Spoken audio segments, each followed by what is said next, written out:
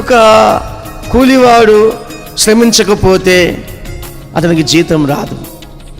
ఒక ఉద్యోగి శ్రమించకపోతే ఆ వ్యక్తికి జీతం ఇవ్వరు. శ్రమిస్తేనే ఆ మనిషి జీవితంలో ఫలితము అనుభవిస్తాడు.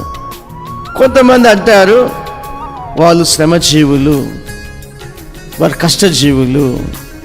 అవును, కష్టపడాలి, శ్రమ పడాలి, అప్పుడే ఆశీర్వాదాలు మన సొంతం అవుతాయి.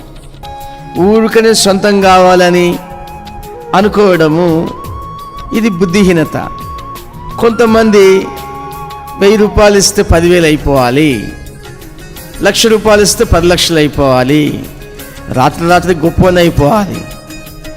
ఇలాంటి విశ్వాసం అది ఎలా ఉంటుందంటే, గాల్లో దీపం పెట్టి, దేవుడా దీపం మారిపోవద్దు, దీపం మారిపోవద్దు నాయన, నేను నిజమైన విశ్వాసం అయితే ఈ దీపం మారిపోవద్దు అని ప్రార్థన చేసినట్లు.